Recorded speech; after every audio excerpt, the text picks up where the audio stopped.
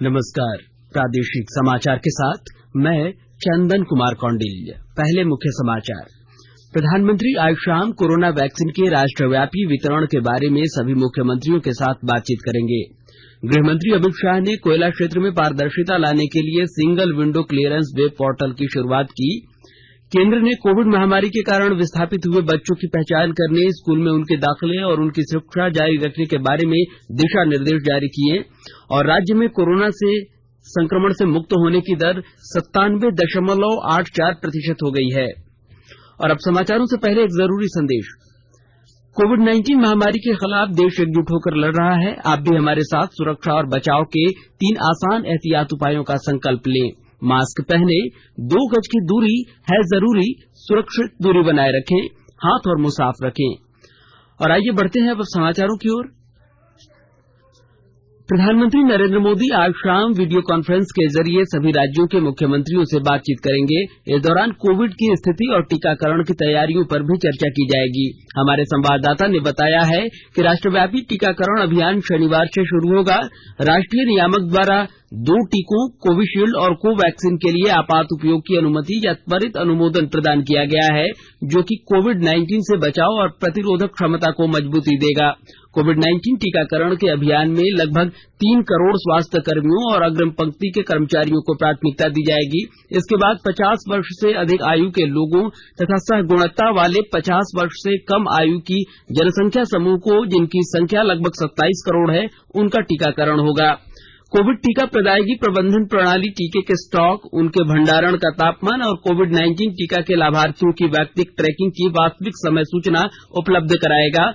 प्रधानमंत्री ने शनिवार को एक उच्च स्तरीय बैठक में देश में कोविड के उत्पन्न स्थिति और राज्यों तथा केंद्र शासित प्रदेशों में कोविड टीकाकरण की तैयारियों की समीक्षा की थी। इधर गृहमंत्री अमित शाह ने आज कोयला खदानों के सुगम संचालन की मंजूरी प्रदान करने के लिए सिंगल विंडो क्लियरेंस प्रणाली की वर्चुअल समारोह की शुरुआत की। इसके जरिए खदानों के संचालन के लिए एक ही स्थान पर सभी औपचारिकताएं पूरी की जा सकेंगी। इस अवसर पर कोयला मंत्री प्रहलाद जोशी भी उपस्थित रहे। अपने संबोधन में गृहमंत्री ने कहा कि कोल सेक्टर में उचित दोहन की शुरुआत हो चुकी है। भ्रष्टाचार को दूर कर भरोसा लाया जा रहा है। उन्होंने कहा कि देश को $5 ट्रिलियन अर्थव्यवस्था बनाने में कोयला क्षेत्र की अहम भूमिका होगी। आज कोयला क्षेत्र में बिल्कुल भरोसे से कह सकता हूं कि ऐसी जगह पर आकर खड़ा है कि 5 ट्रिलियन इकोनॉमी के हमारे लक्ष्य में सबसे बड़ा कंट्रीब्यूटर अगर कोई क्षेत्र होगा तो निश्चित रूप से कोयला क्षेत्र होगा। वहां पर आकर प्रधानमंत्री जी ने एक विजन रखा है कि आत्मनिर्भर भारत की रचना करना। 2022 आजादी के 75 साल जब समाप्त हो तब हर क्षेत्र के अंदर भारत आत्मनिर्भर। हमारे पास कोयले का बहुत बड़ा भंडार पड़ा है और $5 ट्रिलियन की इकोनॉमी को इसकी लक्ष्य की पूर्ति करनी है। फिर भंडार का दोहन भी करना पड़ेगा और इससे अर्थतंत्र को गति भी देनी पड़ेगी। और पिछले 6 वर्षों के अंदर बहुत अभूतपूर्व उत्पादन हुआ है। मैंने 60 साल के कल आंकड़े स्टडी किए थे और 6 साल के 10 स्केल बनाए। मुझे कहते हुए गर्व होता है कि उत्पादन की वृद्धि सबसे ज्यादा आजादी के बाद यही 6 साल के अंदर हुई है। प्रधानमंत्री नरेंद्र मोदी ने कहा है कि देश में आयोजित किए जा रहे वर्चुअल आयोजनों से नौजवानों को कई दिलचस्प घरेलू और वैश्विक मंचों का हिस्सा बनने का शानदार अवसर मिला है। एक ट्वीट संदेश में श्री मोदी ने कहा है कि प्रारंभ में स्टार्टअप इंडिया इंटरनेशनल समिट इसी तरह का एक अवसर है, जिसका आयोजन इस महीने की 15 और 16 तारीख को किया जा रहा है। उन्होंने युवाओं से इस आयोजन का हिस्सा बनने का आग्रह किया। स्टार्टअप इंडिया इंटरनेशनल समिट का उद्देश्य उद्योग, अकादमिक जगत, निवेश, बैंकिंग, वित्त और स्टार्टअप क्षेत्र के युवा नेताओं को एक मंच पर लाना है। भारत में स्टार्टअप इंडिया पहल को शुरू हुए 5 साल हो गए हैं। इस पहल ने भारत को दुनिया में सबसे आकर्षक स्टार्टअप माहौल वाला देश बना दिया है। इधर केंद्र सरकार ने कहा है कि मौजूदा खरीफ मौसम में न्यूनतम समर्थन मूल्य पर धान की खरीद से 70 लाख से अधिक किसानों को लाभ मिला है। इसके लिए 1 लाख करोड़ रुपए से अधिक का भुगतान किया गया है। कृषि मंत्रालय ने कहा है कि सरकार न्यूनतम समर्थन मूल्य की मौजूदा नीति के आधार पर खरीफ फसलों की खरीद कर रही है। इस मौसम में अभी तक झारखंड, पंजाब, हरियाणा समेत कई राज्यों से लगभग 532 लाख टन धान की खरीद की गई है। सरकार ने अपनी प्रमुख एजेंसियों के माध्यम से 2,83,000 टन मूंग, उड़द, मूंगफली की फली और सोयाबीन की भी खरीद की है। इससे 1,51,000 से अधिक किसानों को लाभ मिला है। सड़क परिवहन और राजमार्ग मंत्रालय ने विदेश में रहने वाले भारतीय नागरिकों के लिए अंतर्राष्ट्रीय ड्राइविंग परमिट आईडीपी जारी करने की सुविधा देने के लिए एक अधिसूचना जारी की है। इससे उन लोगों को राहत मिलेगी जिनका ड्राइविंग परमिट विदेश में रहते हुए समाप्त हो गया है। मंत्रालय ने कल जारी बयान में कहा कि विदेश में रहने वाले भारतीय नागरिकों के लिए इसके नवीनीकरण की पहल कोई सुविधा नहीं थी। मंत्रालय ने कहा कि अब भारतीय नागरिक विदेशों में भारतीय दूतावासों और मिशन के माध्यम से नवीनीकरण के लिए आवेदन कर सकते हैं। ये आवेदन भारत में वाहन पोर्टल के माध्यम से किए जाएंगे। केंद्रीय शिक्षा मंत्रालय ने कोविड महामारी के कारण विस्थापित हुए बच्चों की पहचान करने, स्कूलों में उनके दाखिले और उनकी शिक्षा जारी रखने के बारे में दिशा निर्देश जारी किए हैं। मंत्रालय ने कहा है कि कोविड-19 महामारी की वजह से स्कूल छोड़ चुके बच्चों की शिक्षा जारी रखने के लिए प्रत्येक राज्य और केंद्र शासित प्रदेश को रणनीति बनानी चाहिए। मंत्रालय के अनुसार महामारी की वजह से स्कूली शिक्षा बीच में ही छोड़ने या दाखिला न ले पाने से उत्पन्न समस्याओं का समाधान किया जाना चाहिए। आकाशवाणी के ताजातरीन समाचारों के लिए आप हमारी वेबसाइट newsonair.com पर लॉग इन कर सकते हैं। ताजा समाचार Twitter handle @AIR News Alerts और Facebook page all India radio news पर भी उपलब्ध है। आप प्रादेशिक समाचार एकांश के ट्विटर हैंडल @AIR News_Ranchi और Facebook page AIR News Ranchi के अलावा हमारे YouTube channel regional news unit Ranchi पर भी हमारे बुलेटिन को सुन सकते हैं। प्रादेशिक समाचार आप आकाशवाणी रांची से सुन रहे हैं और अब पेश है कोरोना से बचाव के कुछ संदेश।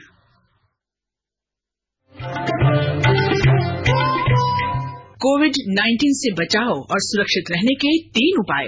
मास्क लगाएं, 2 गज दूरी है जरूरी, सुरक्षित दूरी रखें, हाथ और मुंह साफ रखें।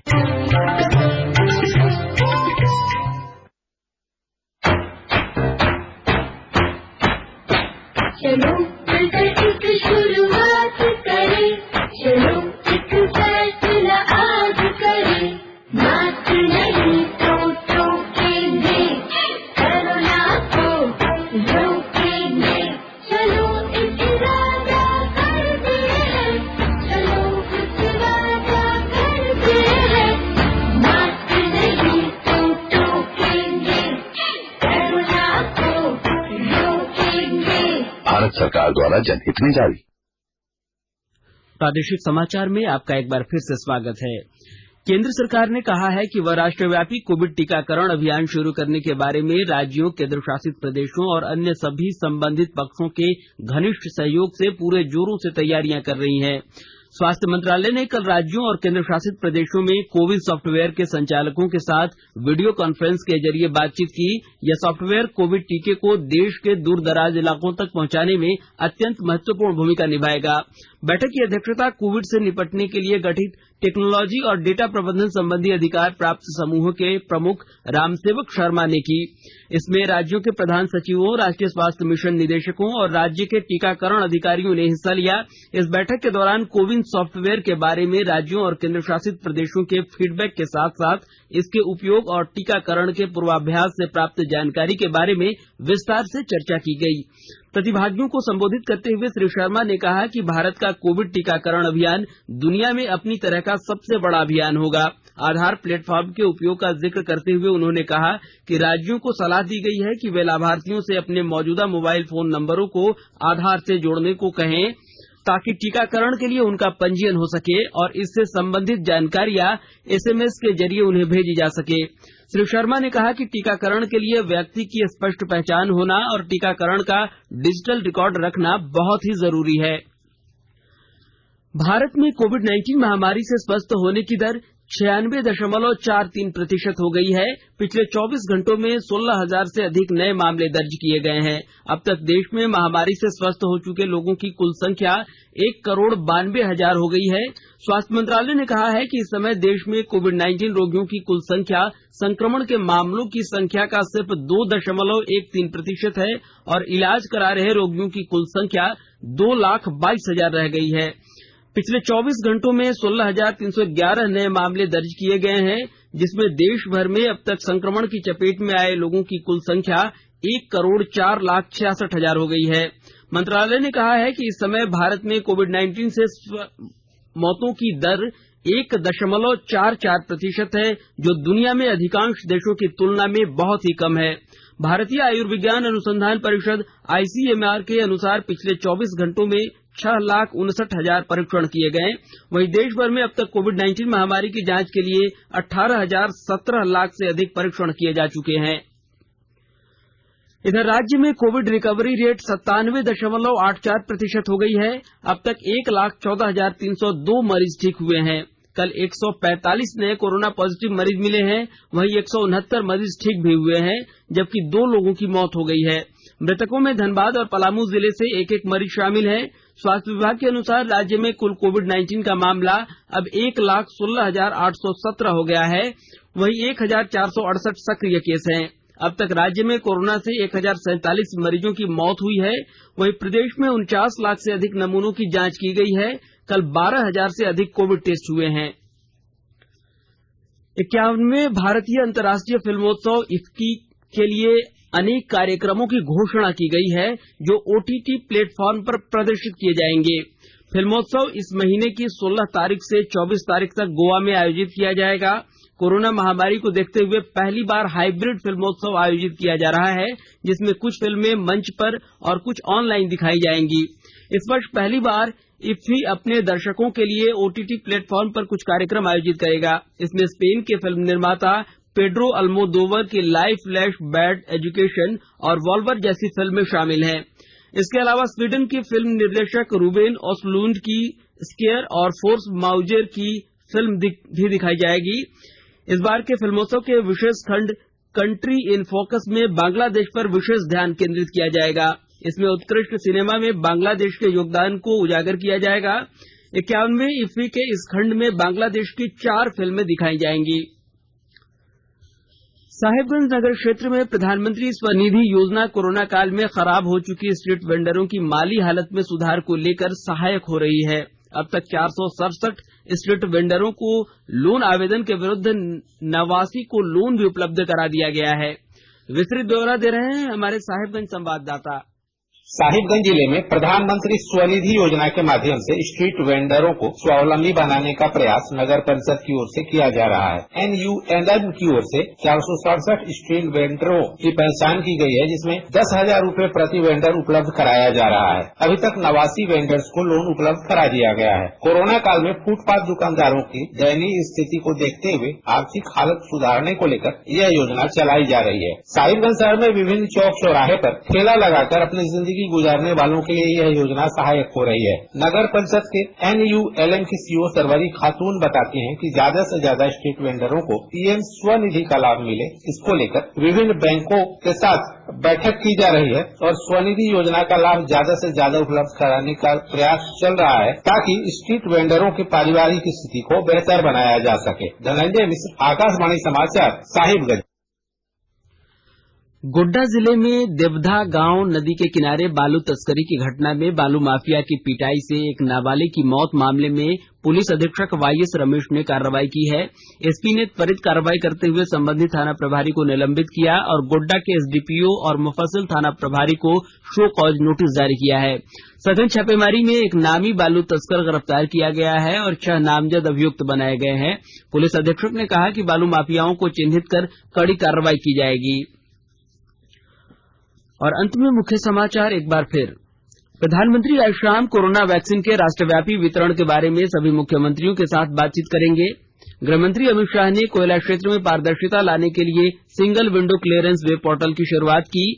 केंद्र ने कोविड महामारी के कारण विस्थापित हुए बच्चों की पहचान करने, स्कूलों में उनके दाखिले और उनकी शिक्षा जारी रखने के बारे में दिशा निर्देश जारी किए हैं। और राज्य में कोरोना के संक्रमण से मुक्त होने की दर 97.84% हो गई है।